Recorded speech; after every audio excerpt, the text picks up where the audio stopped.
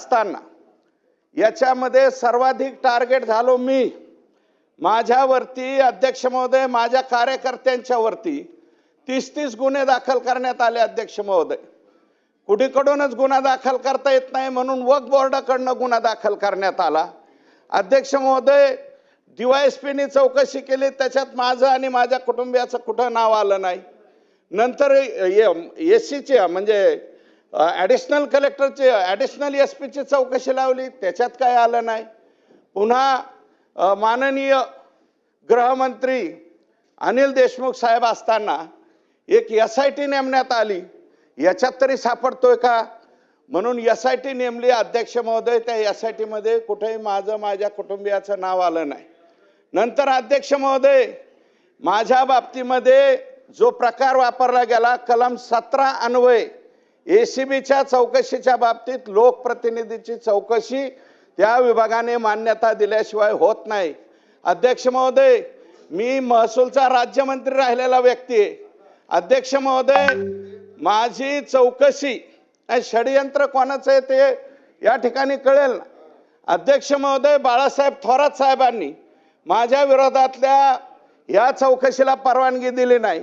अध्यक्ष महोदय, याचा एक योग्य वापर माझ्या विरोधात करण्यात आला, हायकोर्टामध्ये गुन्हा दाखल करण्यात आला। केस मनापासून या ठिकाणी आभार मानतो। बहुतेक बाकीच्या विभागातल्या लोकांना माहित नसेल, परंतु मराठवाड्यामध्ये ही जमीन 7,43,000 हेक्टर जमीन आहे मदत मासची, आणि जवळपास खिदमत मास ही 4-4.5 लाख हेक्टर जमीन आहे। आणि हा एकटा जयंत पाटील साहेब बोलले त्या दिशेचा हा विषय नाही, हा विषय संपूर्ण मराठवाड्यातल्या 8 जिल्ह्यांचा आहे।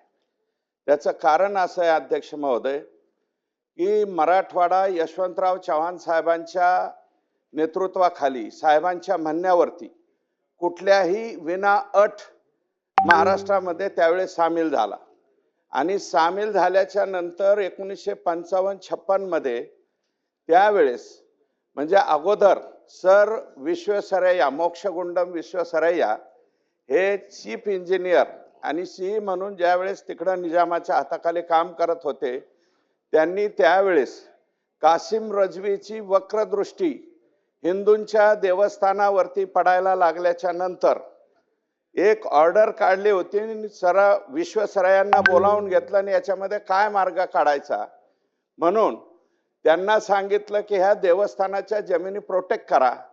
आणि प्रोटेक्ट करत असताना त्यावेळेस मदत मास आणि खिदमत मास अशा 2 प्रकारच्या जमिनी या त्या ठिकाणी नोंद केल्या, आणि त्या नोंदीमध्ये अध्यक्ष महोदय फक्त मुस्लिम समाजाच्या जमिनी सामील नाही झाल्या, हिंदू देवस्थान जमिनीवरती सुद्धा मदत मास आणि खिदमत मास अशा प्रकारची नोंद केली गेली।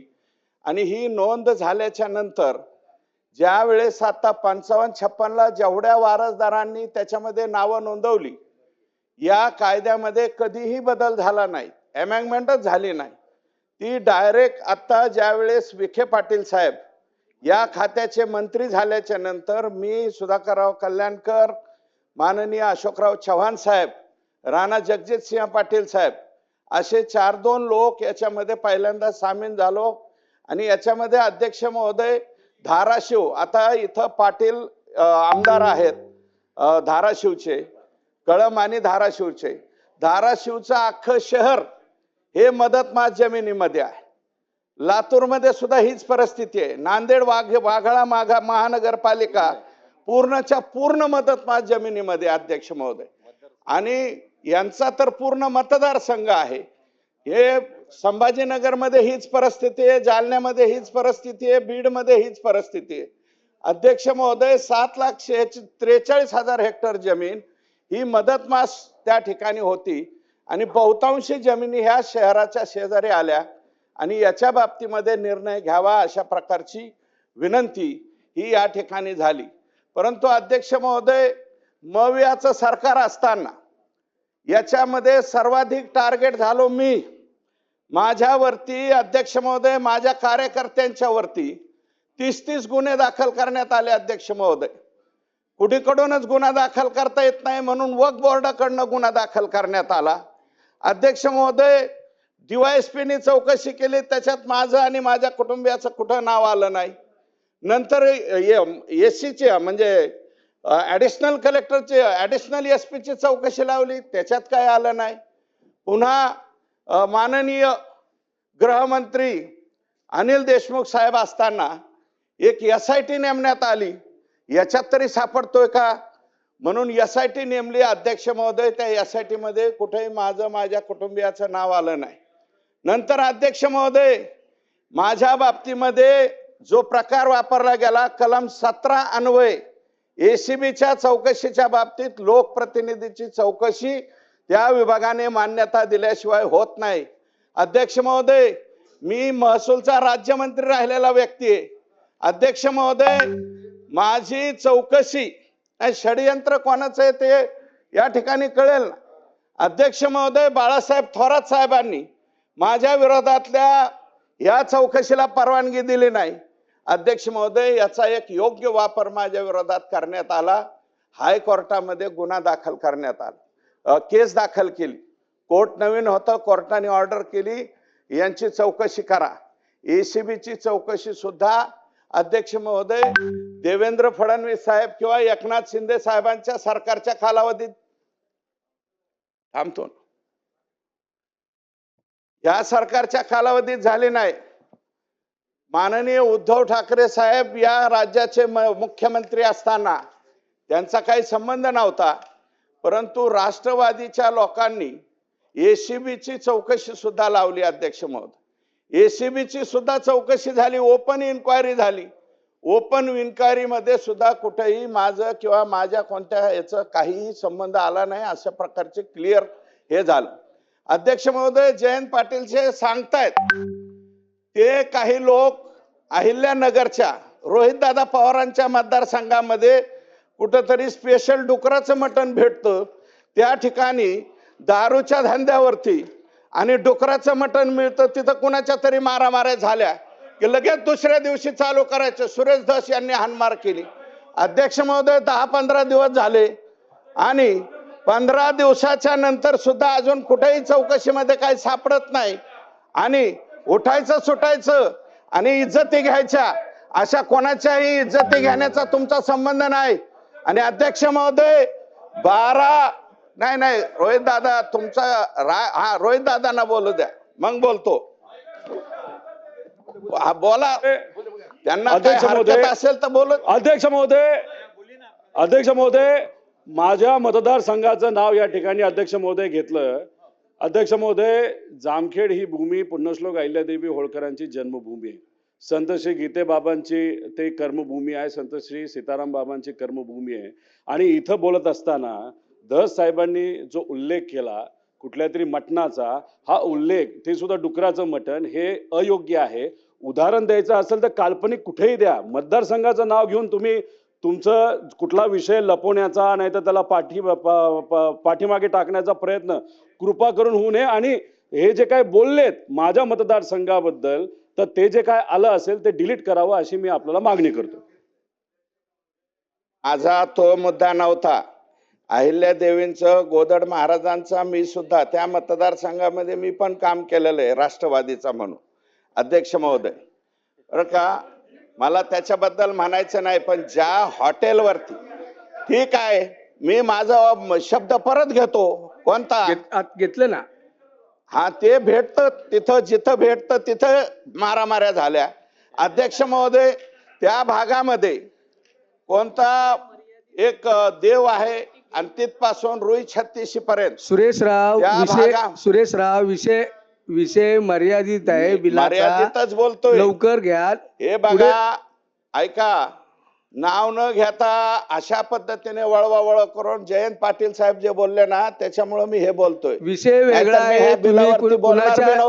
तुम्ही अध्यक्ष महोदय, रात्री 1-1 वाजता माझ्या स्वतःच्या घरामध्ये मवियाचं सरकार असताना यांनी रात्री 1-1 वाजता DYSP PI माझ्या घरामध्ये पाठवले. विषय वेगळा आहे. अध्यक्ष महोदय, आणि 1 वाजता दरवाजा उघडून म्हणायचे आहेत का घरात, बघायला आलो. हे मवियाच्या सरकारामध्ये आम्ही अनुभवलेलं आहे. अध्यक्ष महोदय, यांनी फार चुकीच्या पद्धतीने वागणूक त्या कालावधीमध्ये दिले. कंगना राणावतचं घर पाडण्यापासून सगळ्यापर्यंत अध्यक्ष ठीक आहे, महोदय बिलाचा विषय उठून थोडक्यात सुटून- हा या सुरेश बिलाचा रा- विषय बोलतो. या बिलामध्ये अध्यक्ष महोदय 7,43,000 हेक्टर जमीन मराठवाड्यातली मुक्त होणारे अध्यक्ष महोदय, ही थोडी थोडकी जमीन नाही. आणि आमचा तर आग्रह असा आहे अध्यक्ष महोदय, हिंदू देवस्थान जमिनीवरती जे मदत मासच नाही, खिदमत मास सुद्धा ही जी नोंद आहे, या नोंदीच्या बाबतीत जे मस्जिद इनाम जमीन असेल त्याच्या बाबतीत ते ठेवावं, परंतु हिंदू देवस्थानाच्या जमिनीवरचं खिदमत मास सुद्धा, कारण ह्याच्या कोणाच्या त्या काय हो भास्करराव काय म्हणताय, नाही भाषण बाहेरून ऐका, तुम्हाला अडचण वाटत असेल तर बाहेरून ऐका, तसं काय म्हणणं नाही. थोडक्यात सुरेश राव थोडक्यात अध्यक्ष महोदय मी संपवतो. तर ह्या बाबतीमध्ये 7,43,000 हेक्टर जमीन आणि जवळपास 4.5 लाख हेक्टर जमीन ही खिदमत मासमध्ये अडकलेली आहे. अध्यक्ष महोदय, या जमिनी एका कुठल्या मतदारसंघामध्ये नाहीत, एका जमिनी एका तालुक्यात नाहीत, या Repeat. संपूर्ण Double 8 जिल्ह्यामध्ये Double repeat. 76 तालुक्यामध्ये ह्या जमिनी आहेत. आणि याच्या बाबतीतला निर्णय यापूर्वी कधी होत नव्हता. एकनाथ शिंदे साहेब, माननीय फडणवीस साहेब आणि तत्कालीन महसूल मंत्री माननीय विखे पाटील साहेब आणि आता हा जो निर्णय घेत आहेत बावनकुळे साहेब, यांचं मी मनापासून या ठिकाणी आभार मानतो. आणि अध्यक्ष महोदय जयंत पाटील साहेबांना मी विनंती करतो की असं कोड्यामध्ये बोलू नका. जे काय व्हायची त्या सगळ्या चौकशीला सामोरं जाण्याची आमची तयारी आहे. गेलोत अध्यक्ष महोदय, 5-5 वर्ष याच्यामध्ये चौकशीला सामोरं गेलो, त्याच्यामध्ये कुठेही काय सापडलं नाही. आणि आता जे तुम्ही भांडणं बिंडणं म्हणतायत ना, कोणाची भांडणं झाली काय झालं त्याची चौकशी करावी. मी SP-ना स्वतः पत्र दिलंय तिथल्या की याची खरोखरच चौकशी करा. हे कोणी भांडण केलंय, कोणाबरोबर भांडण झालंय त्याच्याशी आमचा संबंध नसताना सुद्धा विनाकारण कोणाला तरी उचलायचं, फेसबुकवरती बोलायला लावायचं, अध्यक्ष महोदय मीडियावरती बोलायला लावायचं आणि माणसाच्या लोकप्रतिनिधींच्या इज्जती घ्यायच्या, हा धंदा जरा बंद करावा अशा प्रकारची माझी विनंती आहे. महाराष्ट्रातील सर्व बातम्यांचे विश्वासार्ह व्यासपीठ, सकाळच्या सर्व सोशल मीडिया प्लॅटफॉर्मला लाईक, फॉलो आणि सबस्क्राईब करा. तसंच सर्व नोटिफिकेशनसाठी बेल आयकॉन प्रेस करायला विसरू नका.